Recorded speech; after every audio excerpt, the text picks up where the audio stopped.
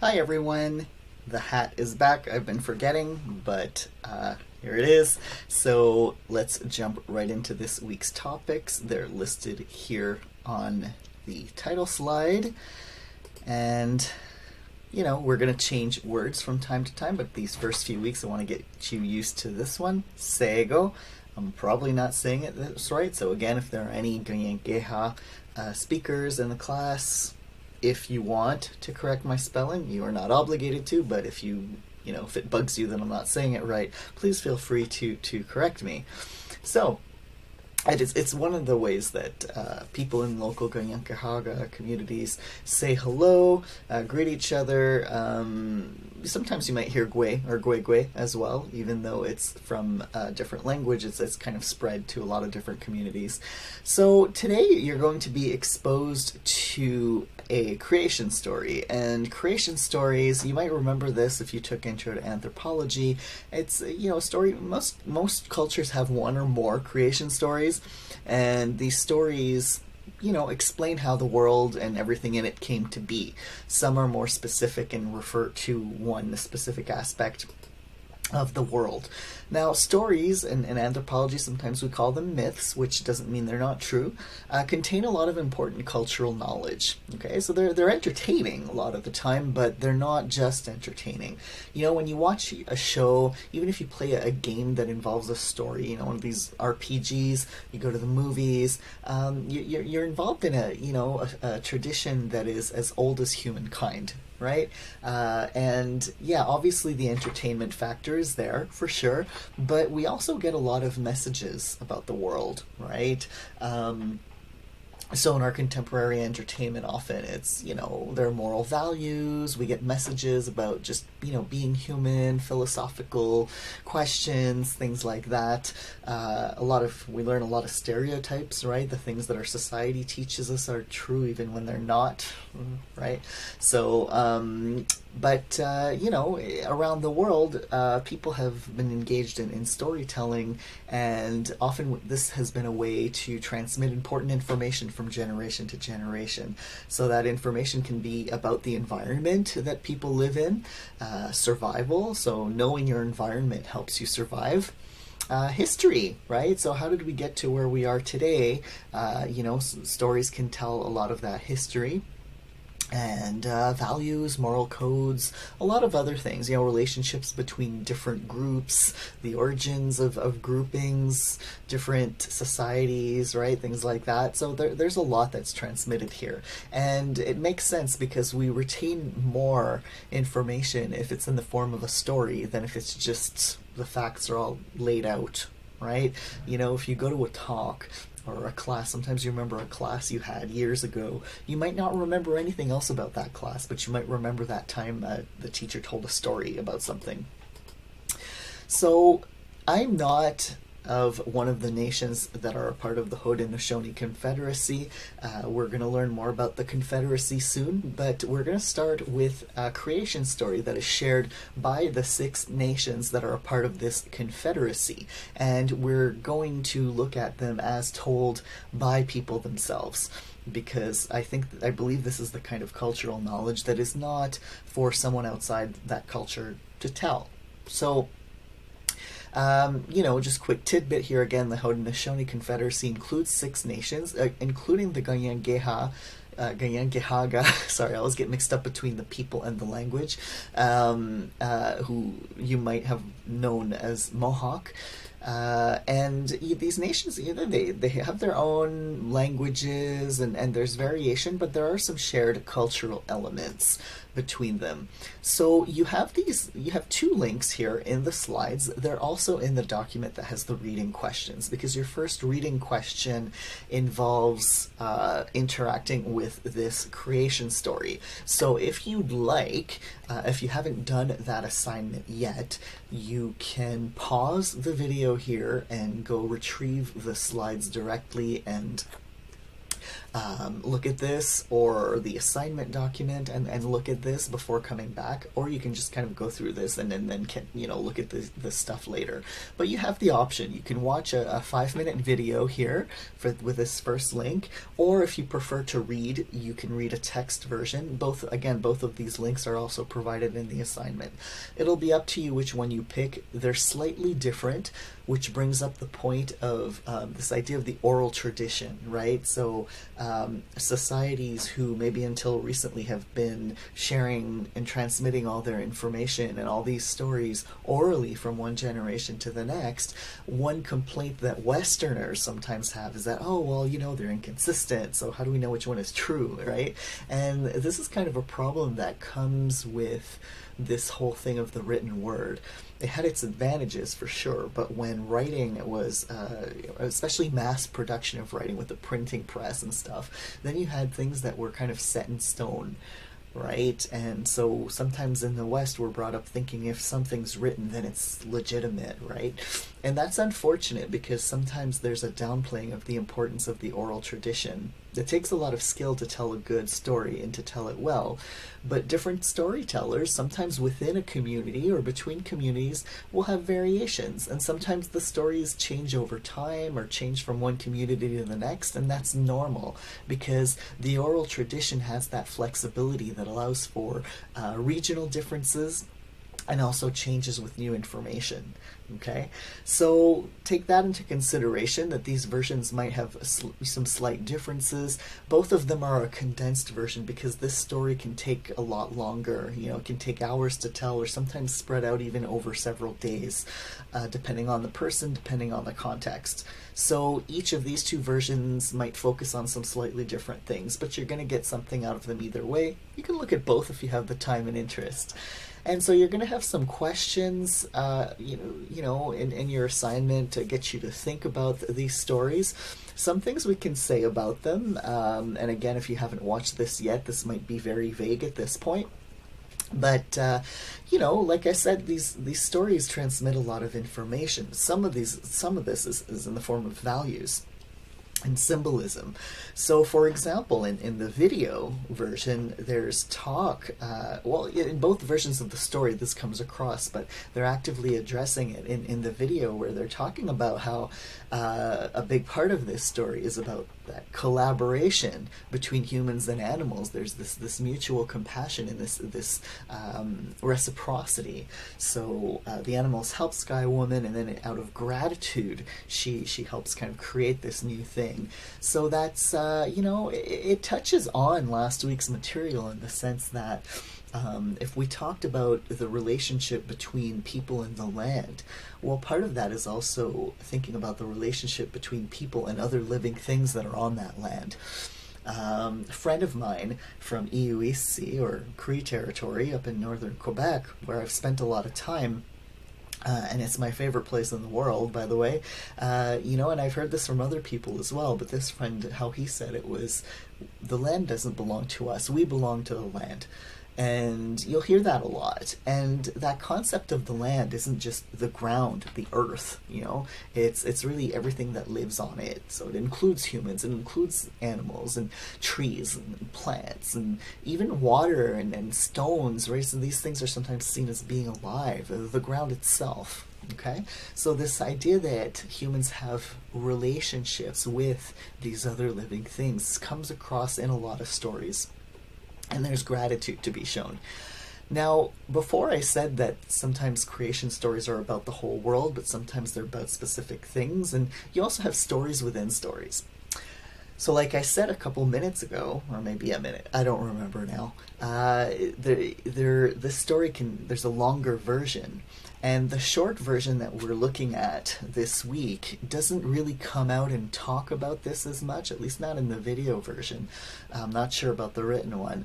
But there's also like a mini story in there of the origins of corned beans and squash. And even in the video, even if they don't talk about it in the video, I took a screen capture here of that video, and you actually see some imagery around it, because when Sky Woman's daughter dies, because the second twin was born kind of out of her armpit and it killed her, at the site of her burial, that's where corn and squash started to grow, and they're known as the Three Sisters. You hear that a lot, the Three Sisters soup, Three Sisters stew. And they grow very well together, and Haudenosaunee agriculturalists figured out how to get them to grow together in a way where they help each other grow. So that's kind of cool, and you see that here. Strawberries are also very important, as a local food. So you kind of see it here really, really quickly in the imagery that they present in the video. So that's kind of nice. The value of balance, they talk about that in the video as well, right? And it's interesting because in Western ideologies, often you have this idea of good versus evil. And here you might be tempted of seeing that second twin as kind of evil, right? He undoes all the things his brother does, and makes the river go only in one direction, and puts thorns on roses, but they say, and then you'll hear this a lot, and some indigenous people will also talk about good and evil, right? But a lot of times they'll say, well, it's not about good and evil, it's about balance. So you need destruction to have creation, you need night to have day. Like they need each other, they complement each other. So that's another thing that comes across, and there are many other things, right? So, but this is just an example of how a story is not just a story that's told just for fun. It really transmits very important values. So the other thing that we will kind of be introduced to this week is the Haudenosaunee Confederacy. We're starting local because this is the territory that we're on, okay? As we talked about with the land acknowledgement last week, we commonly recognize the Ganyankehaga as the traditional caretakers of these lands, and they are part of the Haudenosaunee Confederacy and share a lot, like a whole political organization with the other nations that are in the Confederacy. So again, here you'll have the choice. There's a video by the same people who made the other video on the creation story that you can watch. It's about 4 minutes long. Or there's a text version that explains the origin of the Confederacy. So again, if you haven't looked at this yet and you want to pause the video and go retrieve these links either in the PowerPoint or the assignment for this week, you can do that. But if not, you can look at this later. You can look at them both if you want. It's up to you. So, in a nutshell, originally there were 5 nations, and there's a story behind the creation of those nations, which we'll look at eventually as well. But they were supposed to be at peace with each other, but at some point they started being in conflict. And then you had the peacemaker who came around and kind of united them, and that was the creation of the Haudenosaunee Confederacy. You might have heard of this confederacy in high school or even elementary school, but unfortunately they're often referred to as Iroquois. Some Haudenosaunee people use the term Iroquois, but more and more people are reclaiming words in their own languages. So, what's interesting, another thing you might hear sometimes, is that some historians, both indigenous and non-indigenous historians, will affirm that the United States adopted their system of democracy based on the democracy inherent to the Haudenosaunee Confederacy, because it very much is a system where you have representatives of different communities come together, and then they go back to their communities and consult, and the clan mothers are involved. Women have a lot of authority here, and so it's very interesting because it really is kind of an ultimate democracy where there's back and forth and there's actual consultations on important decisions that affect people's lives, which is different than the system a lot of us are used to, where you vote for a person that's going to go ahead and make a bunch of decisions whether you like them or not. So it's different ideas of what democracy means. So some things that will come up here. So again, this confederacy, which, by the way, there's been a 6th nation added since the time of the original confederacy. So there's 6 nations now, and so it's we're really talking about a political agreement that's uniting nations that were previously at war with each other, and under this idea of a shared value of peace. Okay, and it's a lot more complex than that, so you'll look at it and you'll get more out of that. But it's interesting. I mean, it also touches on the matrilineal system, where it's inherent to this, and possibly before as well, that heritage, cultural identity is passed on through the mother. So in anthropology, sometimes you might have heard of patrilineality, matrilineality, bilineality, so heritage that comes through both parents, both the mother and the father. This is not the same as archy, right? When you hear matriarchy and patriarchy, it's more about one gender having power over the other. So this is a bit different. I do know some Haudenosaunee people who do refer to their cultures as matriarchal. When they talk about it, it comes across that there's complementarity between the genders, and so the clan mothers have their role, and they're the ones who decide who the male chiefs are going to be, but the male chiefs are ultimately answerable to the clan mothers. There's again stories within stories. The origins of lacrosse is in there as well, and it's a game that at its creation had a spiritual purpose, and it's getting more and more known. And there are teams, there are international competitions. That's something those of you who are into sports might have an interest in looking into this. And there's a lot of symbolism, like in all stories. So here, there's talk of a tree called the white pine, and in fact, the white pine, as a symbol of the Haudenosaunee Confederacy and the Great Law of Peace, is actually on the Montreal flag now. They modified the Montreal flag back in 2017, I think, and there's a white pine in the middle, a golden white pine. They talk of the great roots, a bundle of arrows, and this might be familiar. A lot of you might have heard that thing with, like, if you take one stick, or in this case an arrow, you can break it. But if you bundle some of them together, they're harder to break. So that kind of symbolizes that unity. So these are kinds of things that you can get out of the video and the text, and you have a question designed to help you reflect on this. So, next up, some vocabulary. So your vocabulary quiz this week is based on Chapter 1 of Indigenous Rights. And for those of you who don't have the book yet, either a hard copy or an ebook that you can get on a few different sites out there on the webs, I scanned a chapter from my book. It's got scribbles in it. I'm a bad person. I write in my books. But at least it's an option for those of you who don't have the book yet, or who won't buy. I'm making this a week in advance, okay? So, some of the terms that she covers in this chapter we've seen before in the Aussie Michelin video from week 1. So, Indigenous, First Nations, Inuit, and Métis. These terms might ring a bell from the previous week, and she describes them maybe in a little bit more detail, although in some cases Michelin goes into more detail on some of them, but Chelsea Vowell has other chapters where she elaborates, so this is the intro chapter.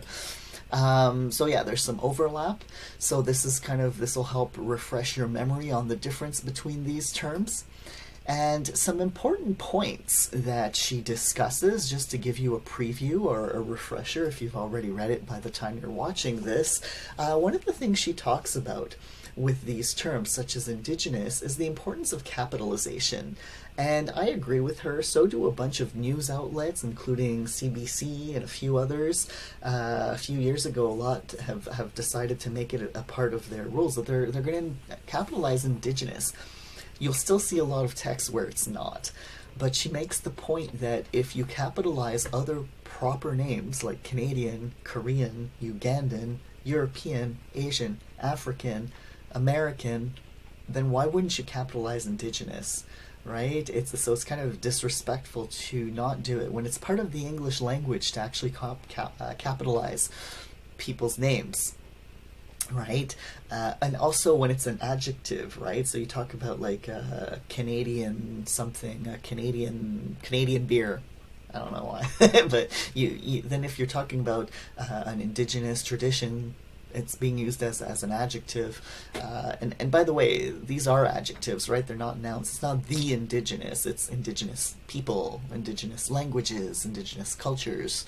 So capitalization matters, and that will be something I'm going to nag you about when it's time to do written work. She talks a little bit about this too, and I think this is interesting, and students sometimes get confused because you'll hear me sometimes say Indigenous people, and other times you'll hear me say Indigenous peoples.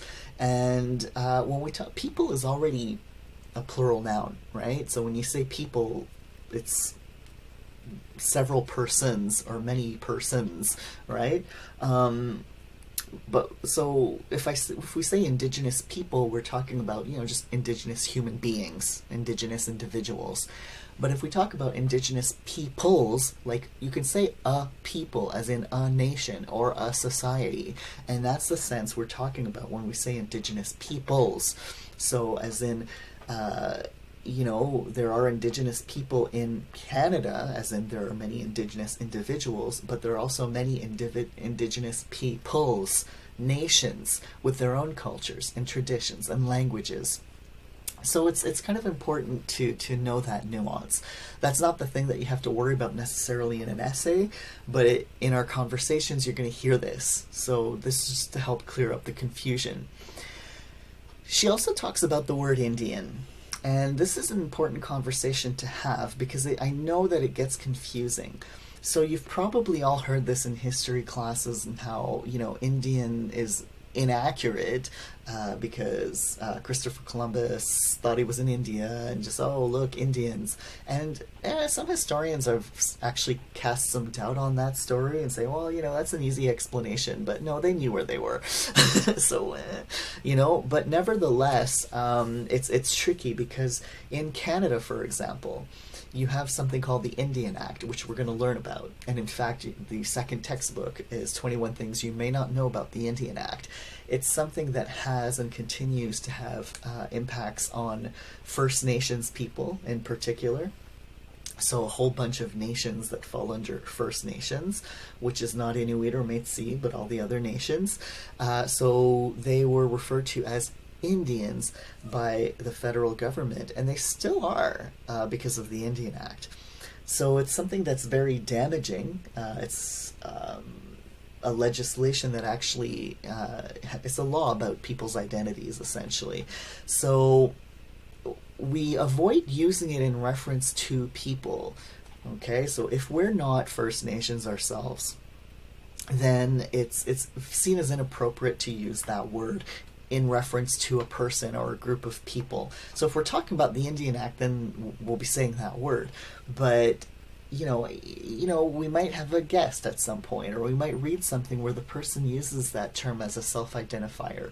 I know people, and not just older people, people my age, who like that word for themselves. They're First Nations, so either Iu or Ganyangihaga, or and they use that word. Sometimes it's a generational thing, but sometimes it's just a word that they like to use. Some people use it, but sarcastically or as a kind of reappropriation thing, the way other groups of people will sometimes reclaim some words that have been used as slurs.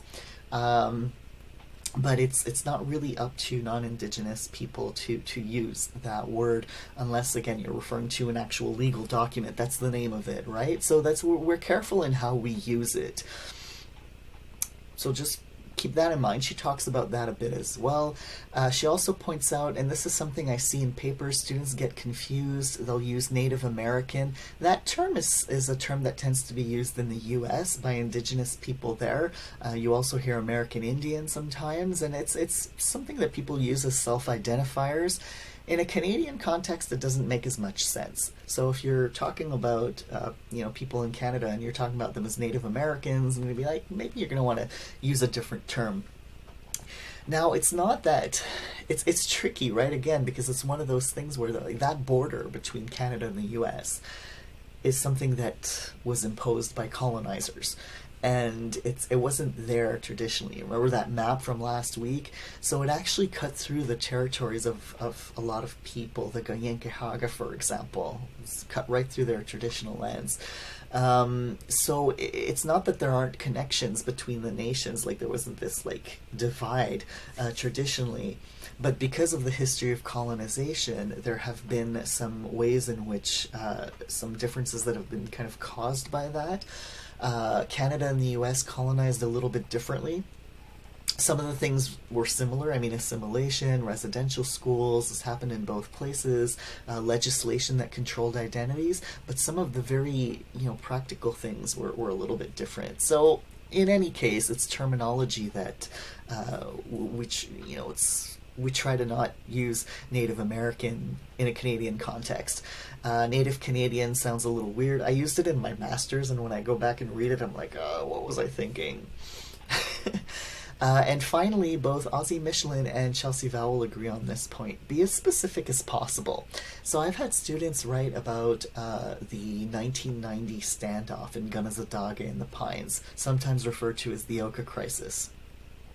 I prefer to, influenced by people from Gunasadage, I prefer to call it a standoff or resistance at Oka. That clearly involves the Ganyangihaga of Gunasadage. And I've had students who couldn't be bothered to be that specific, and they would just refer to them as the indigenous people. And Ozzie Michelin made a great analogy, remember? He said it's like if you're talking, I don't remember what his exact example was, but if you're talking about people who are from Vietnam and you keep referring to them as Asians instead of Vietnamese people, you're not being specific enough. So it's the same principle. And it's also more respectful to be more specific. If you're talking about something that's impacted a wider group, like all indigenous people, or if you're talking about like the Indian Act that affects all First Nations people, that's a different thing. So try to be mindful of that, and I will nag you. And to end off this week's set of slides, as always, we'll always have a couple of anthropological concepts that are relevant to what we're talking about, because it is theoretically an anthropology course. So this week, we started by talking about stories, and in anthropology, you might remember the term myth, and as in reference to a story that carries cultural knowledge. Now, I want to remind you, as I mentioned earlier, that in anthropology, we don't use the word myth to mean a story that's untrue, right? In our everyday lives, sometimes we'll say, oh, that's just a myth, right? To kind of dismiss it as a falsehood, fake news, right? But in anthropology, it's not about truth, right? Because it's not about, what's objectively true. It's how people conceive of the world. And so it's a cultural truth. It's cultural knowledge. And political organization is relevant as well as an element of culture. So you might remember also from the intro course, if you took it, that everything's interconnected within a culture. So the political organization, which is how a group organizes itself in terms of power structures and decision making, that's connected with everything else. How people get their food, how they organize their families, and so on and so forth. And the other thing about this term is that it's very broad, so it's another one, it's like myth, it's a term that it doesn't quite completely match up with the way that we use it in our everyday lives. When we see this term, often, political or politics, we think of, Legault and Trudeau and number 45, things that we're seeing a lot in the news these days, but, government.